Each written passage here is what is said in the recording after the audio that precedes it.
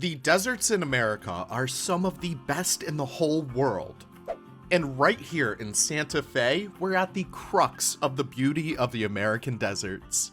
Here, animals from all over find themselves at the crossroads between North and Central America, and today we're going to be building for a lot of these. Today, we're starting a brand new Planet Zoo series inspired by the choices of animals for the America's Animal Pack, and we're going to be building some of the best habitats I've ever built so far in this game. Today we're taking our first step and building for 4 incredible creatures that call the southern United States their home. So, without further ado, welcome to the Santa Fe Trailside Museum. Like all good projects, we had to start off with a good foliage palette. Here you can see me putting all of my pieces together, mostly to get a good idea of what looks good next to each other, and after a bit of experimenting, here's what we ended up with. I have to give a huge shout out to Robustus, or Rob Plays Animal Games, for these beautiful yucca trees. These are going to look so good as ornamental plants, alongside his ornamental grass pack and pampas grass. Really wish we had these in this pack, but I think Rob did a fantastic job at assembling these all together. They look like official plants. And of course, we have a bunch of other plants that we're going to be using today. We have the drin grass making an appearance, the buffalo grass, some of my favorite pieces to use. But I'm ending up using a few more different pieces this time around. The coastal pigface is a great foliage piece that we got in the Oceania pack, and we have so many other succulents and cacti that we're going to use as well. All in all, these pieces come together beautifully, and we can get started with the main attraction, the museum.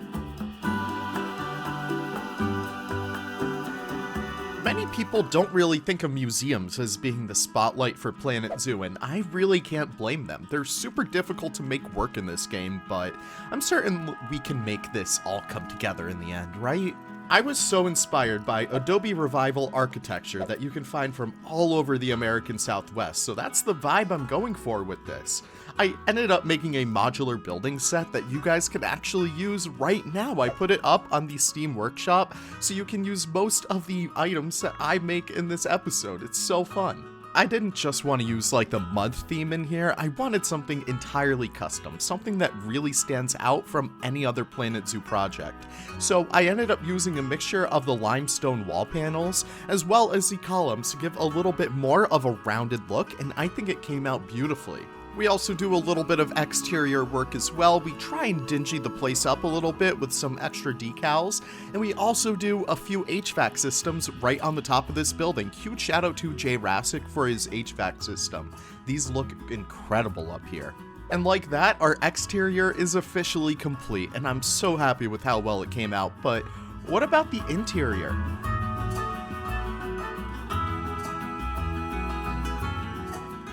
The inside was a challenge to be sure. Making interiors in Planet Zoo is no easy feat, but making interiors for stuff that isn't even in the game like museums is even worse. Luckily, I came in here with a plan. I consulted my good friend Buffy for some ideas on how we can incorporate a little bit more Mexican culture in this exhibit, and I think it came out really good. First thing I wanted to do was make these really awesome museum display cases, and again, these are included in that blueprint set as well, but these really came together so well. We were able to sneak in a few props from various Planet Zoo creators like Captain Callum, did a wonderful job on some of these pottery pieces. Oh my gosh. So once this all came together, we can see Mexican history, both from yesterday and today, all come together. It turned out great. In the past, Mexico was actually ruled by the Aztecs and the Mayans, and I really wanted to include some of that nautical kind of like architecture, some of the architecture, some of like the pottery, some of the weaving in here. So I wanted to bridge the gap between the past and the present. So you'll see a few artifacts in here that are lit up by these tiny little solar lights that we got in the conservation pack that turned out so good. But what I really wanted to do this for was to actually make use of the new pieces that we got in the Fiesta theme. That is a new theme that we have in Planet Zoo. Very fun. So over here on the right hand side, you could actually see our papel picados, which are the kind of like, you know, the draping flags that you see with like all the animal patterns on them in the game. Super awesome in this context, but I really love this area. It turned out so beautiful, it's super vibrant, and now we can move on to the gift shop. Yes, of course I had to make use of the functional souvenir shop that we got in Planet Zoo a few updates ago. Really happy with how well this turned out. It's so easy to go in here and make your own custom gift shops. Super happy with how well it turned out. We're selling a few plushies and t-shirts in here. A lot of the stuff that you'd come to expect at like a museum, but I'm so happy with it. It's such a nice little corner. Not only that, but the rest of the interior turned out pretty fun as well. We also have a functional restaurant in here, so if any peeps get a little bit hungry, they can always sit down at some of the booths, but I really do love the incorporation of this little kind of like upstairs balcony area. I feel like this would be the best place to chow down, just overlooking the desert landscape. I don't know, it's such an awesome vibe up here. But all in all, this little museum portion came together so good. I think I might do another kind of like museum building later down the line. We can incorporate some native southwestern animals like Gila monsters and axolotls. But I'm super happy with this. It turned out great, and I finally was able to challenge myself with a little bit more of a realistic interior. What do you guys think? Going against my own advice, I'm starting our zoo off with the bighorn sheep. They're a super cool species to me, and I think out of all the animals in the pack, these should really take the spotlight as you walk in. I framed their habitat around their iconic enrichment item, the climbing mountain. I sketched the ideas for this park long beforehand. Once I got the animals revealed to me, I was like, how can we make an interesting park with this? So you can see my chicken scratch right here, and I really want to incorporate this dueling mountain thing with a rope bridge right in the middle. Yeah, I incorporated a functional rope bridge, so technically the path is quote-unquote invisible, but with a little bit of free build magic, I was actually able to make a functional rope bridge. It turned out awesome, and having these little kinetic elements in my parks is always such a fun way to kind of separate myself out from the rest of the builders out there, and hey, maybe you guys can too. So once my base of the habitat was done, I started to do my typical way of accomplishing habitats. I put in all my stalactites as a kind of rim around the base. The bighorn sheep is known for being able to scale cliffs at like an insane rate, so I really wanted to make sure that I was able to keep these guys in, but we're doing a little bit of Planet Zoo magic. I'm not really taking into account like all the climb-proof barriers and stuff like that. I got my elephant grass underneath this entire shindig so they don't escape. But after laying down some rocks, I started to go in with a little bit more foliage and just some extra detail work. So you can see me incorporating all of my buffalo grass, all of my drin grass, all of my kind of sand grass, whatever it came with in the Oceania pack. I forgot what it is, but I added a whole bunch of plants in here, and I'm super happy with how well it turned out. It is just so pretty, and this entire habitat serves as a wonderful focal point for right when you enter the zoo. It's perfect. I also love their holding area back here. I was able to incorporate just a little bit more of that Adobe Revival kind of architecture, and I think it blends in super well. Man, this habitat turned out great. I love the feeling it gives you as you walk into this park. It just welcomes you right in, and they're such a great species. They're so much unlike the doll sheep that we got in the Arctic pack. The bighorn sheep is so emblematic of the American Southwest or the Rocky Mountains, and it's so pretty. One of the things I did in here was actually use only leucistic versions to make it seem like they are the desert bighorn sheep subpopulation, which is really awesome. I don't know, I think that's always so fun. But without further ado, that habitat is complete and we can move on to our next one.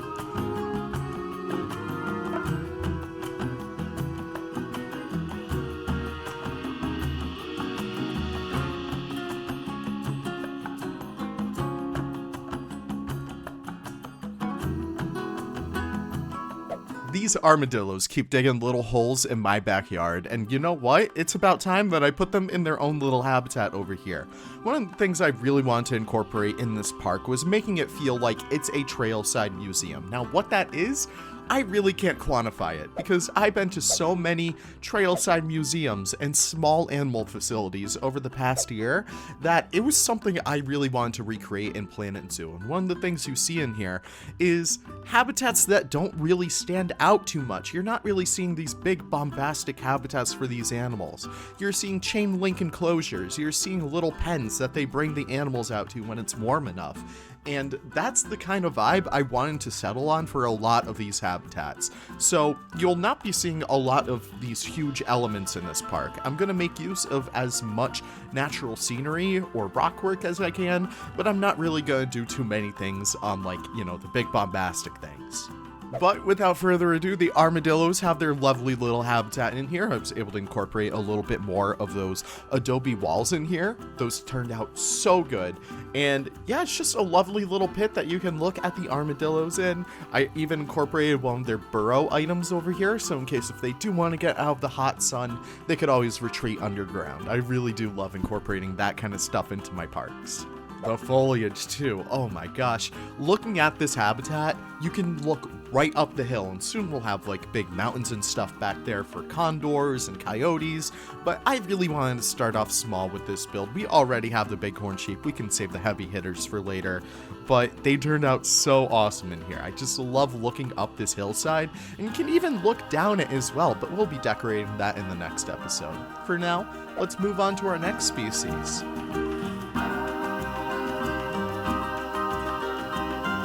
One animal that I'm a little surprised we didn't get, but also not really surprised at all, is the ringtail. The ringtail is a species native to the southwest of the United States, and they go by many names. The ring-tailed cat, the miner's cat, civet cat, cacomissile. It's a really awesome species that I just had to build for, so that's what I did.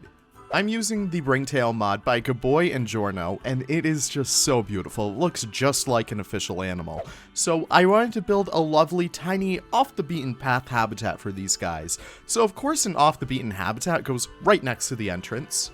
Yeah, I didn't really think that one through, but I set it aside from the path a little bit so that they wouldn't be up close and personal with the guests who are coming in. And plus, an area like this really wouldn't be getting a ton of traffic anyways, so I think they ended up pretty good over here. I love their habitat. I did this custom kind of like aviary box kind of thing. I don't know, it feels so realistic, but I did an entirely custom climbing frame in here for these guys, and I even included a little barrel for them, which they could quote-unquote imply to sit down in or sleep in or whatever they do. They are a semi-nocturnal species after all, so they probably wouldn't be too active during the day, so they're just really awesome. I'm super happy we included these guys. I was debating using mods in here, and I'm super happy I did. Look how adorable these little cats are. After the ringtail, we move on to one of our favorite animals in Planet Zoo, one that we actually got for the anniversary update, the African leopard. I'm just kidding, I built for those guys way too much recently. No, we're actually building for the collared peccary. This one was such a surprise to get for the anniversary animal, and I'm so happy that we did. Collared peccaries are emblematic of the American Southwest, and I was super excited to build for these guys. I needed something of a small animal to fit in this tiny little footprint, and I think the collared peccaries worked super well. I was able to incorporate their habitat with a few enrichment items, so I was able to incorporate their mud pit. I sunk that in a little bit, and of course, I decorated the rest of their habitat with all the rocks and all of the foliage, just to make them feel so much more at home, and I'm super happy with how well it turned out. It's such a lovely sunken habitat that they just love to root around and kind of explore it. It's super cool. And with that being said, our final animals are in this park for this episode, and we can move on. This park wouldn't be complete without some incredible blueprint makers, so I just want to give them a quick shout out as we close out this video. When I talked about the foliage, I completely forgot that I used the California fan palms, or Mexican fan palms, however you want to call them. Vihoja made a beautiful set of these guys from the Oceania Pack batch. These guys stand prominently at the entrance of our park, and it wouldn't be the same without them. Of course, the leaders' feeders make another appearance. I absolutely love the inclusion of these. They seem so realistic for a zoo like this, and I think that they actually fit the sheep enclosure a lot better than that typical trough. I don't know. I like them. I have to give a huge shout out once again to Lion for these beautiful modular signs. These are a staple in every single project that I work on, so having these guys in this park really takes it up a notch. I'm super happy to get some awesome signage in here. Akinten for making these beautiful Aztec props. I'm super happy to include these in our little museum. And Robinbird for actually making these beautiful font sets. This would not be the same entrance that you see today if it weren't for Robinbird's incredible font piece set. It looks beautiful.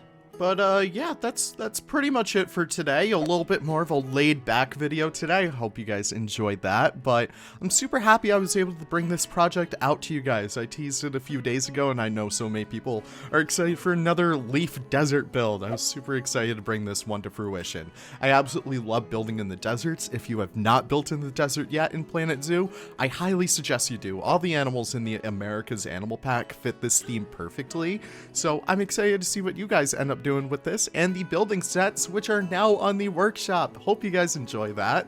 Have the most wonderful days. We'll see you in the next video, and yeah, let me know your thoughts on this park so far and any suggestions. If you guys want to name the animals in here too, we have 3 armadillos, we have 2 girls and a boy, we have 2 male bighorn sheep and like 6 females and a baby, and we also have a bunch of collared peccaries. Feel free to throw names out. I'll add them as we go through the park.